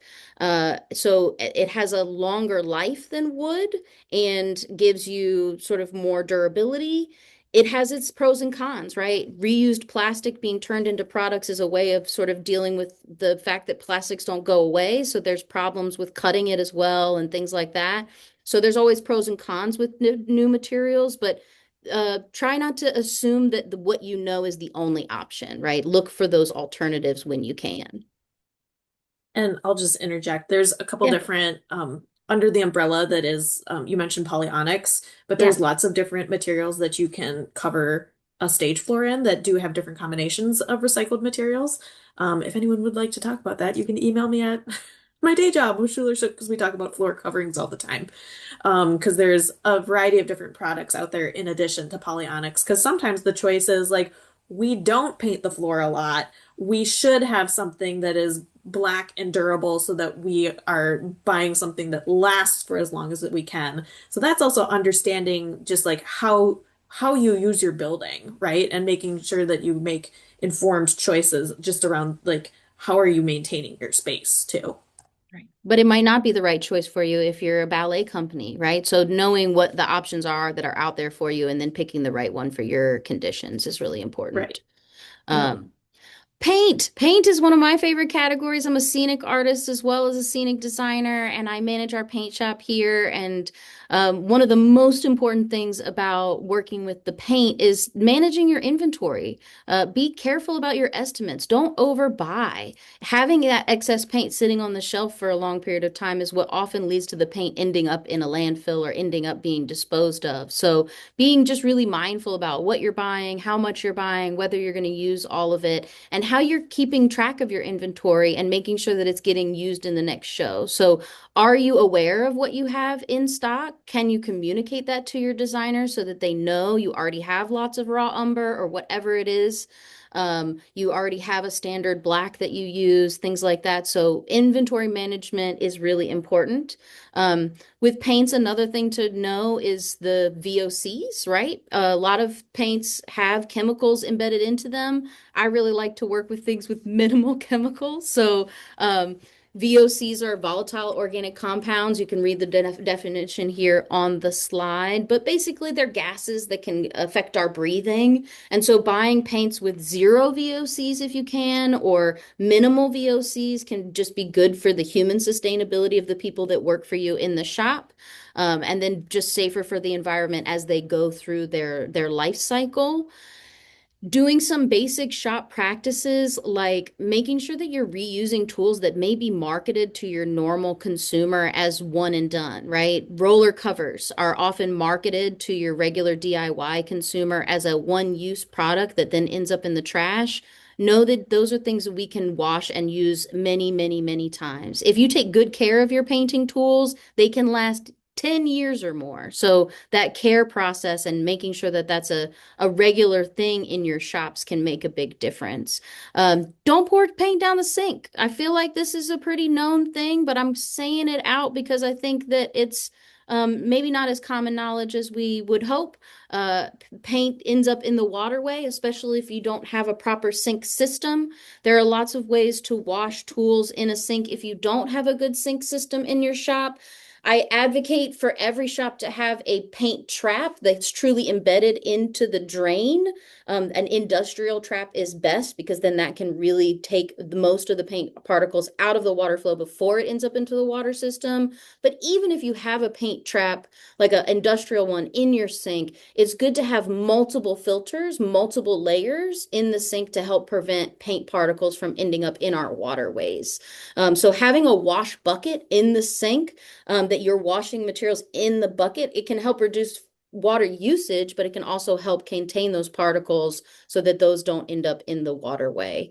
Um, yeah, those are some of my Kind of, big points on paint. yeah, piggybacking on your bucket method, because I know that there's a scenic designer in town in Minneapolis here that we've talked about different ways that paint can be more sustainable. That bucket method is kind of one of those shop practices that you can just instigate. So the idea is that you maintain that bucket that catches, um, you know, you know, water that still has paint in it, obviously, right? So then you have kind of like a murky bucket of water. So from day to day, you start by having that kind of murky bucket in your sink, right? So then you're getting the big chunks of paint off there in the bucket. So then by the time you're starting to rinse it, most of it maintains in that bucket. Another method that I've seen in terms of like getting just as much excess paint off of your brush as possible is just like maintaining like a chunk of like something that you can just get that extra paint off so that you are just getting like as much paint off as you can in its like in the way that brushes work. And then you dunk it in the bucket specifically to get kind of the majority of it off because like if you're also cleaning like a stash of brushes, you can get a lot of action of like instead of just letting water run and just letting it run for minutes and all of that water going through, you can get a lot of that, the majority of your paint off in the bucket. And once you get that phase done, you dump that out. Or another technique that I've heard is that you can like this, you have to have the facility for this, but you dump that water out on a large surface and let it dry. That I have heard that. I think that that's a little bit less realistic for most theaters, but that is one way to get the materials out, the particles out of the water and then like build up the layers to make like an interesting abstract piece of art. So those are just some other techniques I've heard with paint too. And I try and use that bucket method whenever I can, And if especially if you I'm in a shop for a few days back to back. Yeah, and if you're in one of those circumstances where you're doing summer stock in a barn, you can get a bucket and fill it with rocks and various different levels of gravel. There's other clever techniques that you can use to create your own filtration system to help keep as much paint out of the waterways as possible. So even if you're in those kinds of environments, know that you do have clever options. So asking questions, right, as we said earlier, curiosity and doing a little research can help you go a long way. Mhm. Um, we've mentioned this in some other slides, but we have like a slide just to make sure that we really kind of focus on the importance of safety, because I think sometimes people can listen to sustainability and just assume that we are compromising safety, and that's never the case. In a lot of ways, safety should be your motivator for being more sustainable, because that should be one of your drivers for putting humans first and using less toxic chemicals as well. Because human sustainability matters as much as material sustainability, right? Because sustainability and material sustainability often live in tension with each other. So like understanding like, nope, we put the humans first and then the materials is a way to just have a philosophy in the shop. Um, and kind of another side of human sustainability is we cannot have an impact if we're too tired, hungry, or hurt, or, just too tired to care. So again, leading with that safety first mentality is a way of being sustainable by taking care of humans in and of itself. Um, Emmy, what do you have to add about sustainability?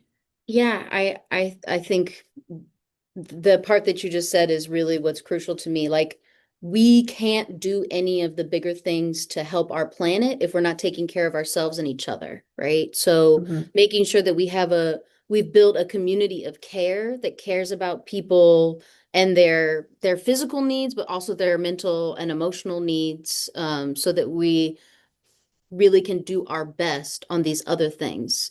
It's true in every area of our lives, right? When we're hangry, we're really not good at the basic functions. So, making sure that you're setting hours and setting expectations that are realistic and achievable, and not seeking environmental sustainability or interesting material usage to the detriment of the people that are doing that work for you, because it's the people that we're doing all of this for, right? We want to protect our planet so that we have a place to live for future generations. If we do not take care of the people that are working on things, then what are we doing? So, And I think particularly another aspect of that is sometimes when you're working with alternate or reclaimed materials, safety is even more important, yeah. actually. Because I think it's really easy to feel like I'm a scrappy artist and I'm gonna do the things. But like it's also commonly known that like if you're gonna design a set out of pallets, are those pallets soaked in gasoline? Right? Like, because you need to be informed and smart about that kind of stuff. Yes. Which is why, like, sometimes these sustainable practices can feel like this is so much harder and more complicated. And, like, in some instances, yes, but it's all that payoff of, like, what are you trying to achieve? What is, like, the statement that you're trying to make? But, like, particularly with safety and reclaimed materials, like, not all trash is good trash. Like, I've done material gathering where I'm like, this just is trash. There is nothing that I can salvage out of this. Um, don't salvage or scavenge alone. That's a good one. Like bring a buddy with you depending on what you're looking for. That's a good one. Yes.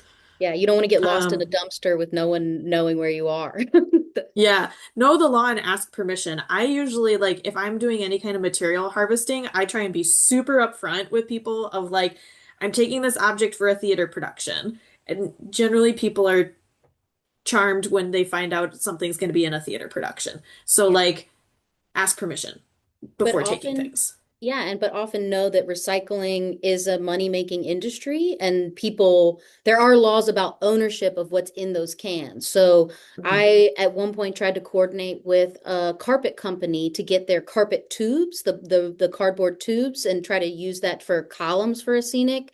And the company didn't want that to happen because they are working with a recycling company. There's a money stream there, and knowing the law is important because you can't just jump into someone's dumpster and take their stuff. That could get you into trouble. So knowing what your laws are and being upfront and asking permission can make all of the difference, and not finding yourself in a dumpster and then also in a pickle with the law. Mhm. And also wearing protective gear. PPE should be a standard practice in any shop, but especially if you're doing something alternative or outside of traditional practices. And like also just being cognizant of like if you're using old lumber, it might still have staples and things in it. So being safe from that aspect as well. So many different aspects of safety to kind of think through when you're thinking about things sustainably or trying to do kind of found object or material harvesting or gathering. Life cycle analysis. So this is kind of a formal process. A lot of other industries are better at this than theater. But this is basically the way that we can like see the life cycle of a specific material and understand what did I receive, what am I doing to it, and what am I going to do with it afterwards. That's a big part of that. Um, so like I said, other industries are really great at this. Theater has some room to improve that we get better at life cycle analysis of understanding if I build this thing, what is all going into it? Like what's going to happen with it after a production? I'm gonna sneeze, so I'm gonna mute myself. And Emmy, you go for it while Yeah. I. Yeah. I mean, we're used to the concept of fast, cheap, and good, but getting that fourth quality in there, sustainable, can also help with our life cycle analysis being a little bit better. Um, Bless you also. So I'm really excited about the possibility in the future of using Vectorworks embedded carbon data gathering to potentially in the future be able to get some embedded carbon data on scenic designs. So there are all kinds of tools, and we're just at the beginning, I think, in the theater industry of adopting them to have a better sense of life cycle analysis. Yeah, and I know that I'll have a presentation coming up talking about benchmarking and things like that, and like kind of um I don't want to like have the whole thing be about carbon counting, but I want to acknowledge like what is the progression of like understanding like are you first measuring things by weight as like a way of incrementally building out the metrics of your life cycle analysis, right? So that you might start by like 60% of our production was thrown away, but 40% of it was kept, right? You might start from a like measuring by weight kind of approach, and then you get to a point of fine-tuning your process and get to carbon counting as well, because I know that there's kind of like tiers of education and understanding metrics to help us understand life cycle analysis comprehensively. So. We've got a couple of case studies just kind of talk through some specific things. This is a production of Sherwood that I designed at Theater in the Round. Here I am, the maximalist designer that I am. So aspects of this design that I consider to be sustainable, we used a lot of stock, right? Because we had the inventory to be able to do this. This show was later in the season. So you can see kind of the short walls that we call the modesty panels.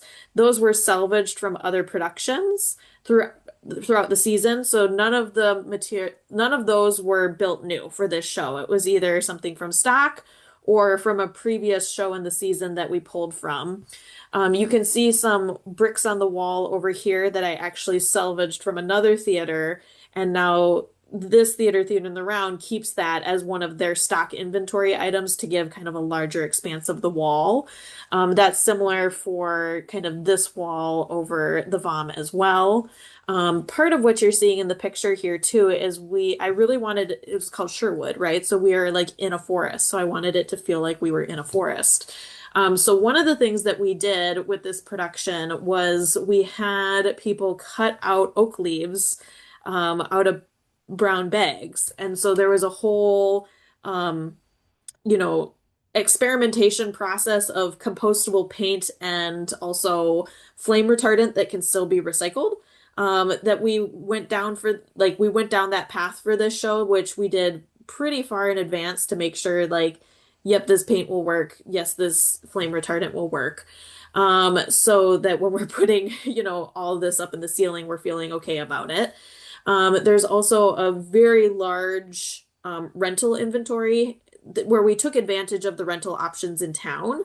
And truly, when you look at this picture, the one thing, this kind of half log over here, that was the only unit that was built out of new material. And then it was fully salvaged afterwards. And then this was a show, because you can see we've got this grass here that we kind of helped. We had gotten a donation of a large grass thing that inserts into the arena floor. And so we were able to, through this production, also help kind of develop that template. So now that whenever a production might want to use it, there can kind of be kind of like a picking and the choosing of piecing it together. So just kind of understanding how we're cutting it and making sure that we're informed about that as well. So um, one of my I just love stuff. What can I say? And then I did a pop bottle curtain with a production of Little Mermaid. So you can see kind of the pop bottle curtain on the left side of the screen here. The pictures don't quite do it justice, how it also helped give like kind of some movement and life to the general atmosphere, which helps the general feeling of being underwater, which was pretty great. And then also for Ursula's lair, because I really wanted it to feel like a lair. So I had been gathering old VHS tapes and I ripped all the tape out and then created a portal with like a snow fencing. So what would have just been a trash bag of VHS tapes, I was actually able to turn into a portal, which it looked really great under light. It was very shiny and like fluttery and very like Ursula energy. So those are kind of two specific examples within um Little Mermaid here of like when I say yes to sustainability first and like make these choices that are um and part of that was me as the designer saying like yes, I'm going to make the pop bottle curtain, I'm going to oversee that because it was in a theater that I could physically drive to, right? It wasn't an out of state thing. So that was a commitment that I made as a designer to make it happen. So there is that balance and nuance to it.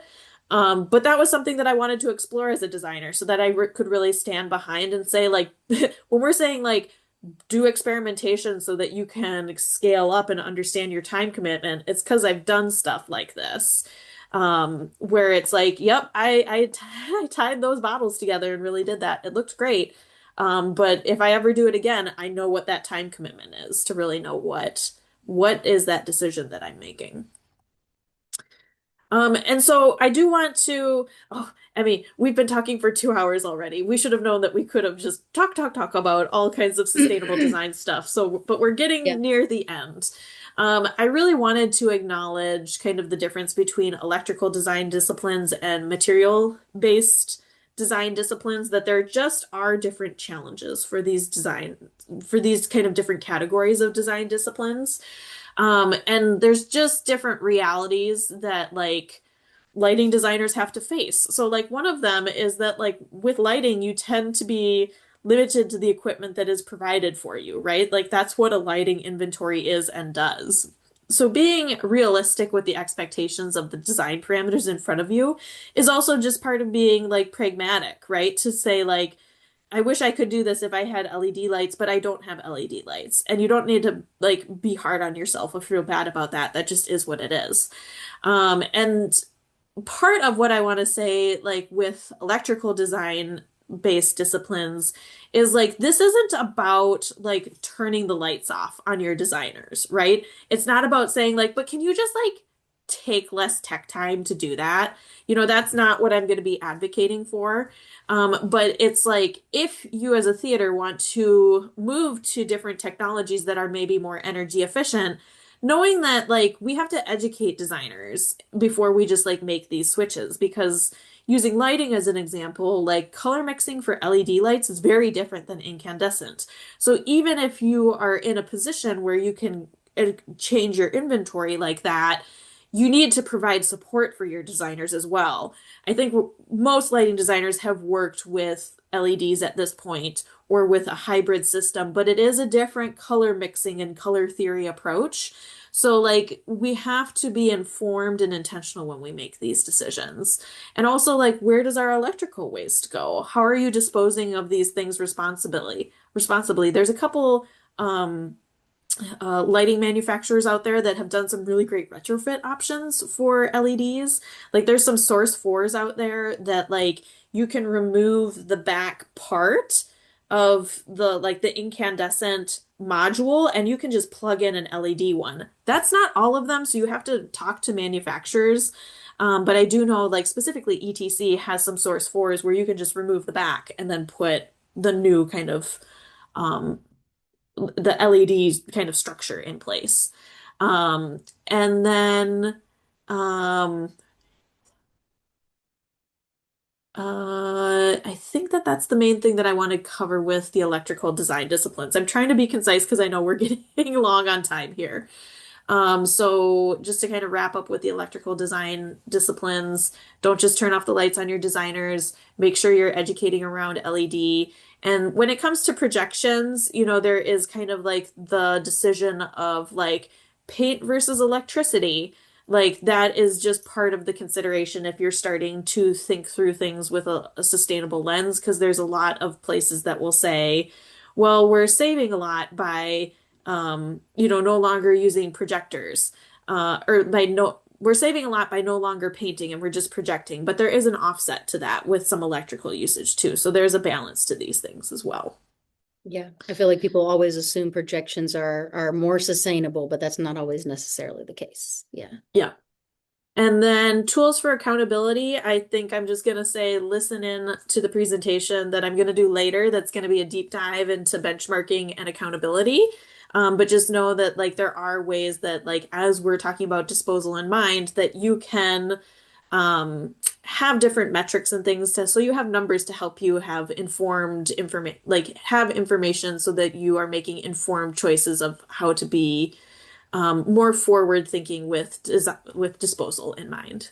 So, Yeah, some exa um, great examples on this slide of it doesn't have to be the hard way, right? If you're not ready to gather data in a really intense fashion, don't put that on yourself. There are easier ways to gather data by simply just taking a picture of your dumpster, right? Every time you do a strike, if you have a consistent way that you're having a dumpster brought and then taken away, or if you have a consistent receptacle, you could be just taking a picture of that at every strike and see how changes in your practice change how much waste ends up in that receptacle. You can also just look back at your budget, right? Track through your receipts and figure out how much money did you spend on new material. So there's data that you already have that if you give it a second look, you can get a sense of whether the sustainable choices you're making are changing things for your institution. and one thing that I've started to talk about doing on different productions is like after a show is done, is there a regenerative activity that you can do as a group that can probably not, fully compensate for any of the resources that you've made, but really start to be cognizant of like, okay, we know that we used energy. Is there something that we as a group that we feel like we can do as kind of the end cap of what we have worked on and developed together? I have not actually pulled this concept off yet. So I say that to like whoever figures out a great regenerative activity as kind of like a capstone after a production is done to really kind of create that through line of like what did you start and like how are you capping it? Let me know. But it's something that I brought up with different productions. I haven't seen it. I haven't had it happen yet, but someday I hope that I'll have some kind of great example for regenerative activity after production. And someone's may have already done it and I just don't know about it. There's that possibility as well. Always good to have And goals. it is, right? Because that's part of it, right? Is like we're always going to be learning and developing with sustainability and what we understand. And with that, this is in fact our last slide. So if anyone has made it through the recording for 2 hours, bonus points to you. And I just want to thank you, Emmy, for the time of putting the presentation together and just like chatting and sharing ideas. It's been great. So, Yeah, thanks for having me. I appreciate it. It's always great to share space with people who are thinking about these things, and even those of us who are working in sustainable practice, we have room to grow as well. So I love all of mhm. it, and thank you. Yep. Great. All right. Keep watching. Thanks, everyone.